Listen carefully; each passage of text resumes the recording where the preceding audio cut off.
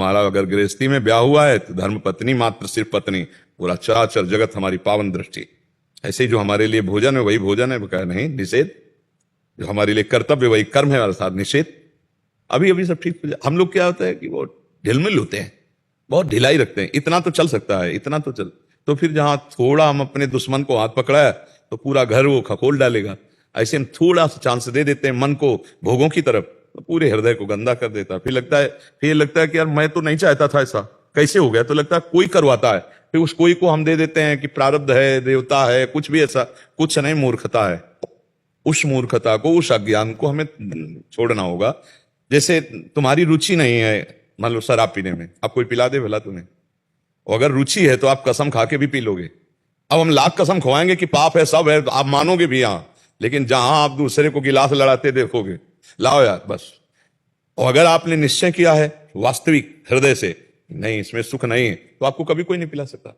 हमारा अगर निश्चय हो जाए तो हमको कोई नहीं गिरा सकता, पर हमारा निश्चय फिसड्डू होता है, ढीला होता है, इसीलिए हम गिर जाते हैं। हमें लगता है कि यार हम तो नहीं चाहते, हम तो कसम खाई थी कि नहीं करेंगे, तो कोई है जो करा दे। हो सकता है हमारे भाग्य में लिखा हो सकता है प्रारब्ध हो ऐसा, हो सकता है ईश्वर की इच्छा हो ऐसे।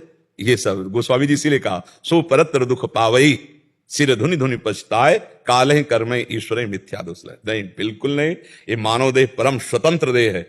आपको खेती दे दी गई है, बीज दे दिया गया है। अब आम का बो कि बम्बूल का बो आप जानो, उसमें ईश्वर की मत करो। दोनों बीज दे दिए गए, एक अच्छा और एक बुरा, दोनों आपको ज्ञान है कि अच्छा है या बुरा है। अब बुरा बोगे तो बुरा ही फल आएगा उसका, अच्छा बोगे तो अच्छा फल आएगा। तो आपको दे दिया गया कर्म करने के लिए, तो हमें लगता है अच्छा अच्छा चाहते तो हम अच्छा है और बोते बुरा है। नहीं, हमारी चाहत तो है अच्छा कि सुख मिले, आनंद मिले, और लेकिन कर्म हो रहे हैं दुख और दंड मिलने वाले, तो हमको दुख मिल रहा है। फिर बुरा क्यों बोल रहे हैं? बुरा क्यों बोल रहे हैं? अज्ञान के कारण बोल रहे हैं ना। अब यही अज्ञान तो हटाने के लिए भगवान ने सत्संग दिया है, शास्त्र स्वाध्याय दिया है कि बुरा मत करो। देखो, अगर सत्संग से अज्ञान ना हटता होता तो आप खुद देख लो, सत्संग से लाभ मिलता है कि नहीं मिलता है? नहीं मिलता है लाभ, लेकिन जितना स्वीकार करते उतना ही मिलता है। अगर पूरा स्वीकार कर लो तो पूरा मिल जाए। आप स्वीकृति जितनी देते जाओगे उतना ही हो जाएगा।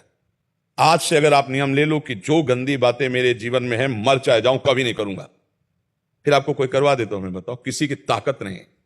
पर हमारी स्वीकृति रहती है कि भगवान तो क्षमा कर देंगे, चलो भोग लेते हैं, चलो ये खा लेते हैं, चलो ये कर, भाई यही जो चलो अंदर है छूट, यही हमें गिरा रही है और कोई नहीं गिरा रहा है।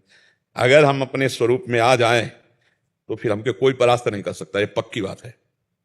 जब मृत्यु को हम वरण कर लेंगे तो इससे ज्यादा क्या, हम मर सकते हैं लेकिन गलत नहीं कर सकते। अब कोई गलत करवा के दिखा दे, पर ऐसा नियम हम नहीं लेते हैं।